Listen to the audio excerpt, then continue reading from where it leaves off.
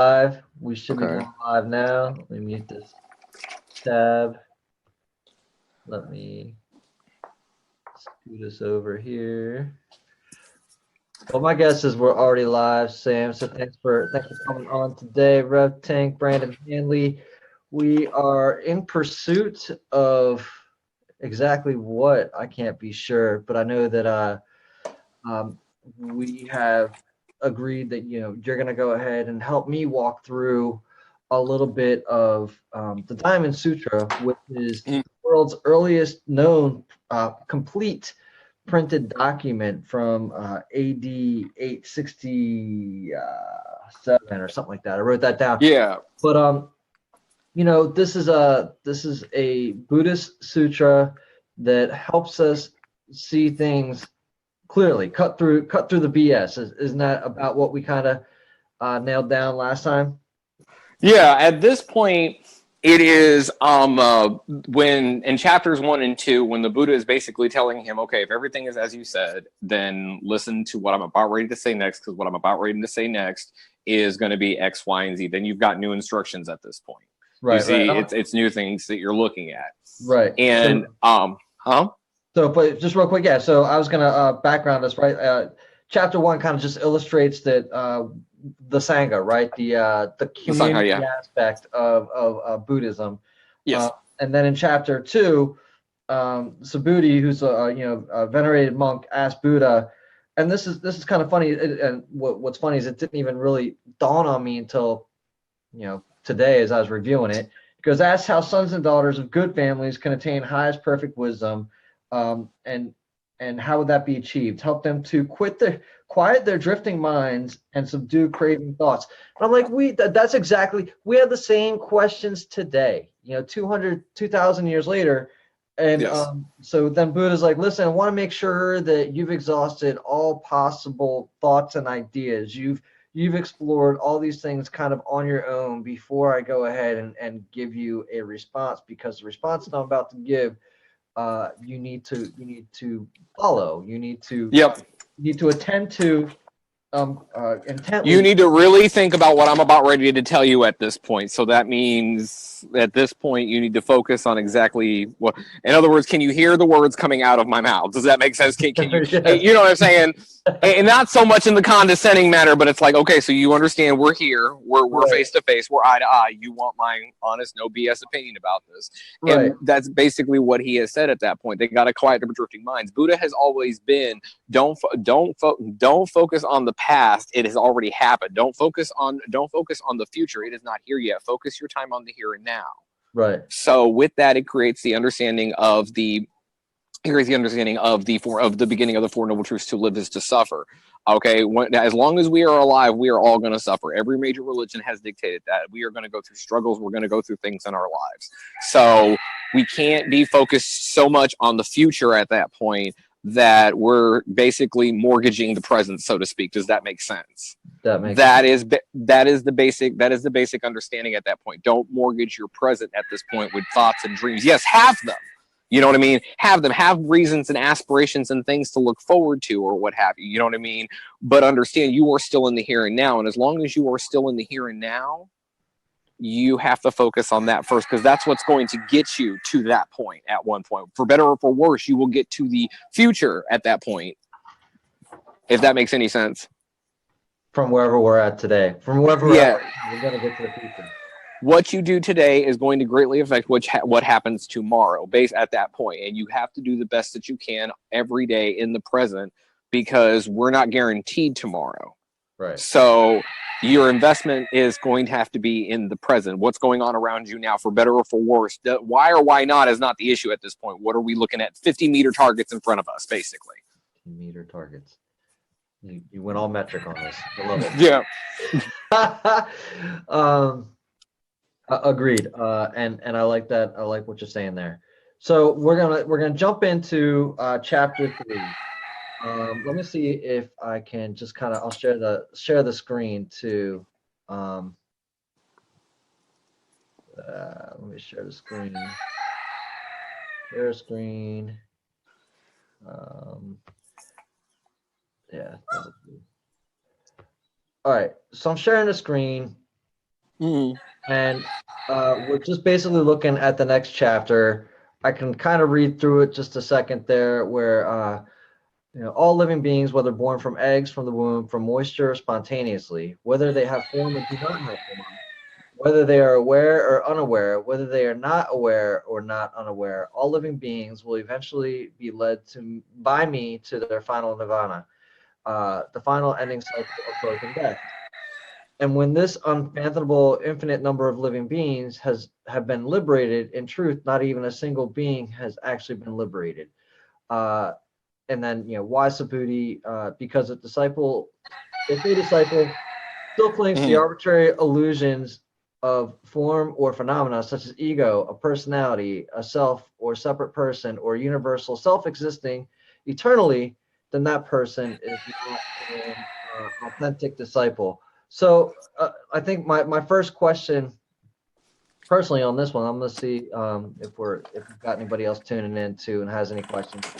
My first question really on this one's going to be, what did I say? When he says "led by me," what does he even mean? Who is he referring to? Because I mean, he's got to know that sooner or later this is going to be read by somebody else. And is he making reference to the Buddha as? Okay, that is actually a very valid, arguable opinion. And this is the reason why I say that is because, see, the jury is, for me personally, the way I look at it, I don't invest too much time in actually figuring out which one he actually meant by the understanding of me and the context in which he used it at. Okay. I would have to look at that being actually symbolic at that point, which would represent the actual understanding of the actual Buddha. Mahayana Buddhism teaches you to look into yourself at that point. Okay. And if you ever even just repeat the words, you're saying me, which means I eventually have to get up and go do this. I have to do this. Whatever body I'm in at that point, this is what I know I need to do.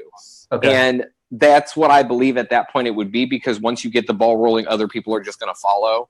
And part of that is to tell other people to objectively start looking at your specific understandings and awarenesses around you. Be aware of everything around you now. You need to be more realistic about your present at this point.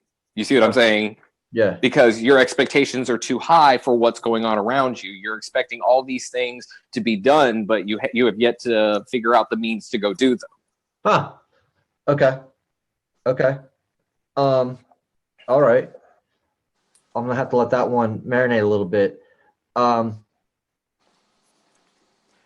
then we go through onto what all living beings, whether or not they are aware or unaware, what is included in that? Is that like trees or how do we determine whether or not something is aware or unaware? That's the $1 million question right there. And this is my interpretation of that specifically. Okay, so mind you, like I said, again, all disclaimers. This is me coming at it from me. Part of this comes down to a very positive nudge in the right direction, the way I see it, because you have to decide for yourself. Because remember, Buddhism is based off of reasoning and thinking. So when you're looking at this, and you're looking at this objectively with non-attached, it's aware and unaware. So it's your actual definition at that point. That is the level of symbolism where symbolism meets the actual literal sense of the word. It has to be based off of your understanding. Mm-hmm. And how you see it. If you see it as aware of as human beings, dogs, cats, animals, and then all of a sudden trees fall into the unaware category, that is the reason why he said aware and unaware, because the one thing they have in common is they are living beings. Right. You see what I'm saying? Yep. So all living beings at that point. Okay. And finally, the one thing you said in there is like attached. Like you threw in attached. What does an attachment mean in these contexts? Attachment means exactly that. Attachment. It is what is attached to someone. Like if you are married, you are attached to your other half. And if If you're a piece of Velcro, you're attached to a other piece of Velcro that is attaching to something else. If you are a tree, you are attached to the ground and the limbs are attached to you, and all that's what it means by attached. So anything that's holding is what it is. Anything that's like keeping you there. And in this case, it's talking about attachment as in the attachment to these actual expectations, the attachment to these. If you're so dead set on doing X, Y, and Z, you're going to develop tunnel vision. And tunnel vision means you're only going to see exactly what's in front of you, and then you're somewhat of a hindsight. You're not going to see anything on your left and anything on your right. People keep trying to grow in certain aspects. There are people that try to grow straight upward, and you can't just grow upwards. You have to grow.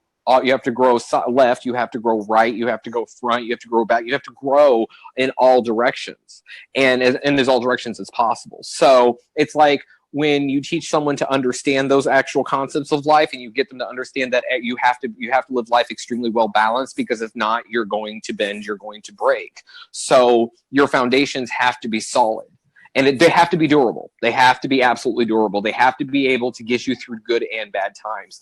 And that's what they're understanding about the attachment to that point, is that can you keep yourself in the mind frame where you will be aware of all the things still around you, and you know what I'm saying?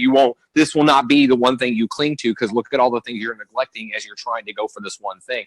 A man who's trying to put forward all of his money, and he's trying to get more money, and he's always working, he sacrifices time with his family, because there's only 24 hours in a day. Right. And then you've got all these days that pass by, and the man's never home, and you know what I mean? And then all of a sudden, you see what I'm saying? The family suffers. There goes your family foundation. You see what I'm saying? Yeah. So so that goes into the other one, the 3 jewels of Buddhism, that goes into take refuge in the Buddha, the Dharma, and the Sangha. So Buddha went to the eternal Buddha, Shakyamuni Buddha, who he believed was the Buddha, and he asked him, this is what's going on. I'm taking refuge in your wisdom. Then he said, okay, and he's like, and I believe your wisdom will work, the Dharma. And then it will go, okay, well, then what do I do? The Buddha had to then remind him it's back in your community. The answer is right in front of you. Okay. So cool. So then when we go into this infinite number of living beings have been liberated. In truth, not even a single being has actually been liberated. Again, why Subhuti? Because of a single if a disciple clings to arbitrary illusions of form itself, and I think that's what you were just talking about. It's like kind of like this attachment, right? Yeah. But let's just real quick there.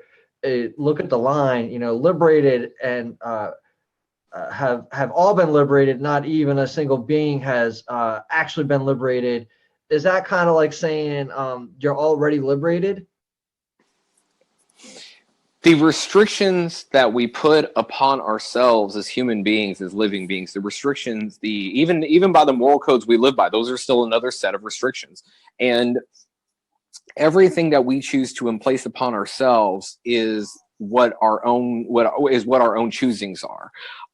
Even if our environments are toxic, even if our environments are this, that, and the third, we can choose. We still have choices. We have choices to not frown and get upset and angry if we expect the same thing happening.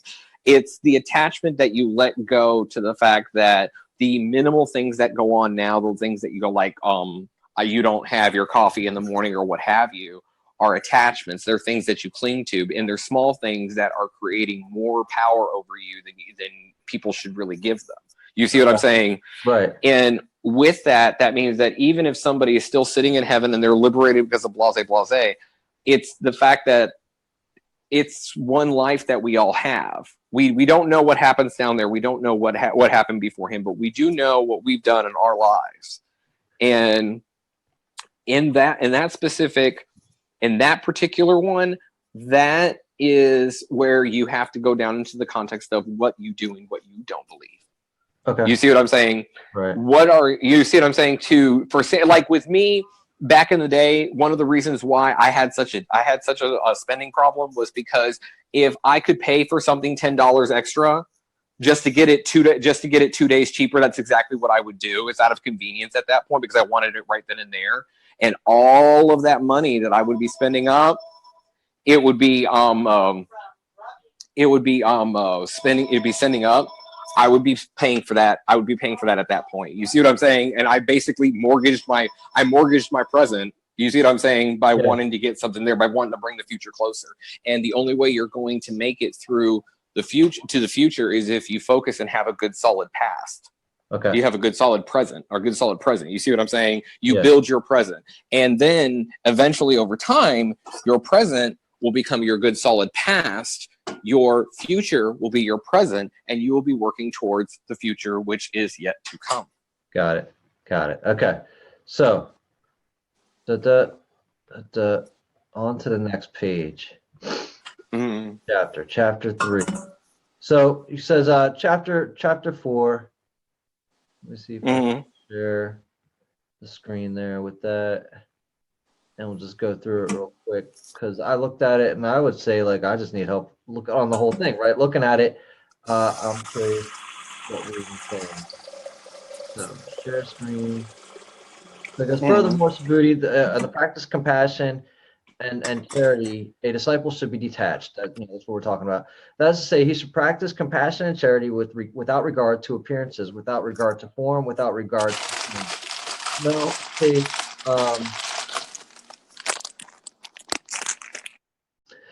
I muted you for a second. With the regard to sound, taste, or any quality of any kind. Subhuti, this is how the disciple should practice compassion and charity. Why? Because practicing compassion and charity without attachment is the way to reaching the highest perfect wisdom. It is the way to becoming a living Buddha.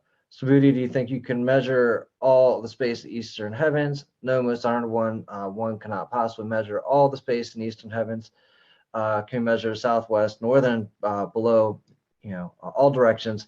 No, one cannot possibly measure all directions. Well, the same is true of merit and of the disciple who practices compassion and charity without any attachment to appearances, without cherishing any idea of form. It is impossible to measure the merit they will accrue. Subhuti, my disciples should let their minds absorb and dwell in the teachings I have just given. So I'm going to stop share, get back over to you, unmute. You're back with me. So I think we kind of touched on the attachment thing, right? But as we talk about practicing compassion and charity, this is simply to say that my guess would be simply to say that we do it without attachment in any way, shape, or form to the charity. That is like expectations of being recognized for what we're doing. What's up, Mike? It's so that we should be doing it anyways. We shouldn't expect it to. We shouldn't. You do it because it needs to be done. Okay. Yeah, you're right. You're absolutely right. Not for any other purpose other than it needs to be done. That's it. That you don't do it because you are expecting something out of it. You don't do it for your own karma. You don't do it for anything. You do it because it needs to be done. That's basically the flat out principle of it. And if you continue to do what needs to be done, you take care of responsibilities, you keep yourself well balanced and well in check, and you care for just, even if it is just your small community, you have done as much as you can do, and the rest will work itself out, is basically the message. Okay. The rest will work itself out. Yeah. Okay. As long as like you're doing what you can to take care of all of yourself and all of those around you without being attached to recognition type of outcome. Yeah. Right. Okay. And then he says, do you think that you can measure all the space in the eastern heavens, all the space and all the spaces around us, right? He says the same is true of merit of the disciple who practices compassion and charity without any attachment, without cherishing any idea of form. Let's talk. When they say measure the merit they will accrue, what is he talking about when he says merit? Merit is basically the I guess in the simplest form, I would have to say that it is actually what the good things that you do receive from those things you will be yours. It's in the only way that I can explain it is because merit is one of those words that is used consistently for the very, very same universal reason inside of that. And again, we're looking at a transcripture, so that's another point of it, is that I had to kind of stop and realize I don't need to learn that much Japanese to learn what exactly word that was. So they got the closest thing they could think about. So I would have to say merit at that point would actually be whatever is at that point, you'll get what you give. Does that make sense? Sure.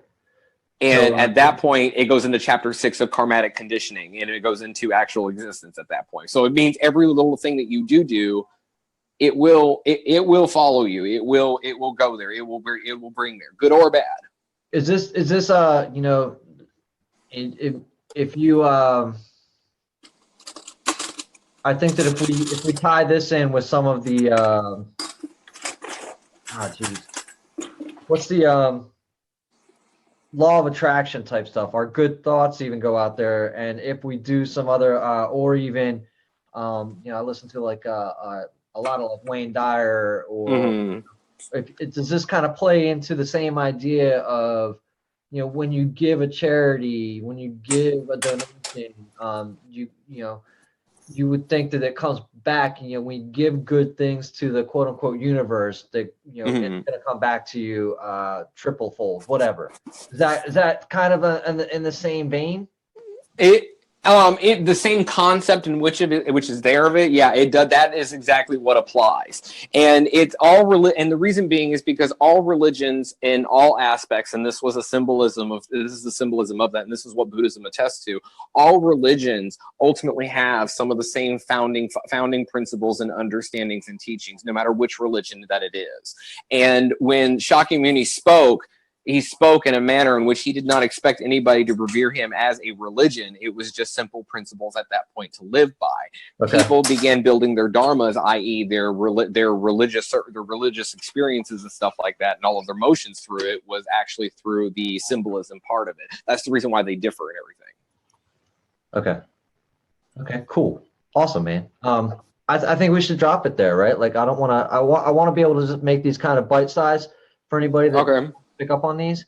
2 chapters like these 2 today are pretty good, and especially in the context, again, you know, we start off with an illustration of the Sangha, the Sangha, the community aspect of the Buddhism. So Buddhi is really asking the same questions that we're asking, especially, you know, I come from fatherhood for the rest of us. We're talking, you know, the same questions that we as parents have for our own children, that most people have for anybody underneath their care, is how can I teach them to reach their highest possible selves? Is that right? How can I do better? And how can I do better? And how can I, you know, make sure that those who follow me do better than I? Do better. Exactly. So we've got the same questions happening for, you know, 2000 plus, and right now we're in the midst of getting some answers and direction. Now, is this the original Buddha, or, I mean, and when I say original Buddha, is this like, you know, they refer to Shakyamuni? Yes, Shakyamuni was actually historically known as the first Buddha. That is who he is. He is an Indian. He is a prince who left India. Okay. Buddhism came from the Hindu religion. Yeah. Right. Awesome. So now we're like, you know, we're getting some direction in that, you know, in chapter 3. Let me go back. I'm trying to go back one page. We'll just do a mini recap here. You know, so we're trying to establish whether or not, like, you know, all living beings, whether or not aware or unaware, are kind of attached, and, you know, even if they've been liberated, not really being liberated, meaning kind of again that the restrictions are generally self-imposed. Okay. As it relates to being needing to be liberated, we don't necessarily need to be liberated because we're the only ones that put constraints on ourselves. Yeah? Right. That is correct. Okay. And you know, this also plays into, like, you know, the whole limitless being type thing. Right. And then so you know, if we are clinging to our egos, ourselves, our personality, our general self, or people separate from ourselves, Mm-hmm. and if we're looking at it in that way, then we are not looking at it as directed or guided by the Buddha. It'll be more so not directed within really our best interest or what have you, and it is not what the Buddha would have recommended. If that, in other words, everything Buddha is saying, he's saying on the basis that this is what he advises. Okay. It is all advice. That is all it is. It is not meant to be taken as anything else. It is meant to be taken as advice. Okay. And when you say do not follow, it's do not follow with the teachings of the Buddha. Got it. You see what I'm saying? That Yeah. If that makes any sense. There's a distinction. So then, then we talk about being compassionate and practicing, giving charity, and how we, essentially don't attach yourself to that either. That's something that we should do. There really should be a question of, if we see somebody in need, we help them. Right. There shouldn't be a need for us to attach recognition to that, or even honestly be thanked for that, right? I mean, that's just right. Something you should do as a living creature / being. Yeah, exactly. And it is basically you do exactly what you can do, and you see what I'm saying, what you can do, what you should do. You see what I'm saying? What you balance the two between, make sensible decisions is basically what it is. Make sensible decisions, be aware of what's around you, understand that your environment is going to be what it is, but you need to make the best of it. Okay. Got it. Got it. And then, so then we say,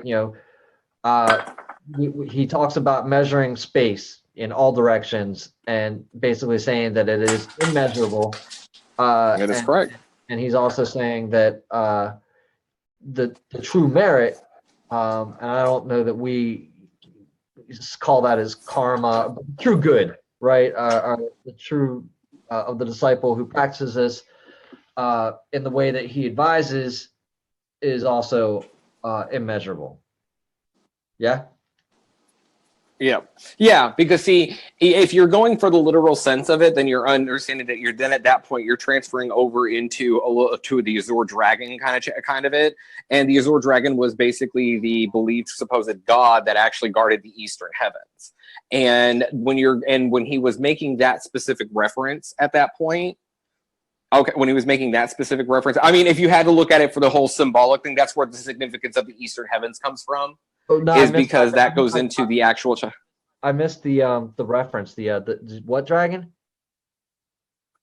Okay, you remember when he says to be measured in the eastern heavens, when Subhuti says in there on chapter 3 and 4 about the eastern heavens. Yeah. Okay, when he was saying it's immeasurable, it's because when he said all that, he was talking specifically about that right there, because a lot of people find that contradictory, because they're like, okay, well, if that space is immeasurable, then how do you know what's east, what's west, what's north, what's south, right? So then the answer that it goes into the actual, it goes more into the metaphysical forms of it, and where it goes into more of the mythology that's more behind it, and that is that specific reference. What's the dragon name again? The dragon's name is Seirya. I'll spell it to you. It's Seirya, and it is the blue dragon, or the Azure Dragon, that guards the eastern heavens. Didn't know there was going to be dragons. It's actually a relatively very interesting. Yeah, and that's, again, you go into the mythology of it, because the thing is that you also have to understand that when you're talking about Buddhist text and Buddhist transcriptions, you are also noting the fact that they are also following the law of innumerable meanings, which means it could mean anything. One thing can have the form of many, and many can have the form of one. So that basically means that, that's the reason why people can compare people to bodhisattvas, like you're a bodhisattva, blah, blah, blah. The reason being is because the bodhisattva is also that person that is also very well paved in that path already. You are acknowledging that person as being way more enlightened on his path as far as this one specific area, and you're like, okay, this is somebody that I can reflect to. You see what I'm saying? And so bodhisattvas are people that are actually experienced on their paths. Right. Got it. Got Yeah. it. Awesome. Very cool. All right, Sam. Until next time, man. This has been awesome. I don't Until know. next, Until it was next time. great. But I appreciate it, man. It's just like, you know, it's really a lot of fun to be able to go through this with you, because you know it, and being able to have somebody to offer some guidance and interpretation and background to the sutra. And I know that I'm gaining a lot from it. So thank you. And I hope that, you know, I hope that there's some others out there that if they've got an interest in, you know, Buddhism, if they've got an interest in the Diamond Sutra, that they can use this as some point of reference, and you know, reach out to you. I'm gonna offer you up. You know what I mean? Well, As somebody that knows what they're talking about. yeah, well, I mean, it's just, that's my interpretation of everything that I do know. That, you see what I'm saying? That's why I put the disclaimer out there, is because I've only studied specific one, you know what I'm saying, as far as that is concerned, because I'm more so concerned with the actual teachings of the actual principles themselves, the precepts, the Right. Eight Noble Path, the Four Noble Truths, the Three Jewels of Buddhism, all of that stuff. That is the stuff that I focus on, especially on the Hinayana side of it, because that's more of a tantric form of it. Right. So I don't, if it makes any sense, I know of history of it, but I'm not so developed in it. I can go, oh no, you're wrong at this page and on that one. You see what I'm saying? You're not a scholar, but you're knowledgeable. Exactly. Yeah, there are. And the reason being is because I want to focus on those things, because again, be here in the present and now at this point. And that's the way I look at it as far as references and stuff, if that makes any sense. It does. It does. Awesome, Sam. Awesome, dude. So again, we'll hit it up next time. And if anybody has anything to weigh in on this, you know, let us know. And you know, let us know if you'd like to hop in on any of these Zoom calls, or you know, and have some questions answered as you see them. You know, even on historically, like if you've got other questions as it relates to the past two chapters, 3 and 4. Go ahead and pop them into the Facebook Live, and you know, we'll be headed up into chapters 5 and 6 next. If you've got some questions at that time, let us know, and Sam and I'll go ahead and schedule that out here. Definitely. Coming out shortly. So thanks again, everybody, for joining. And Sam, thanks again. Thank you, guys. Thanks, Brandon. This Buddhism lunch and learn, as it were. Yes.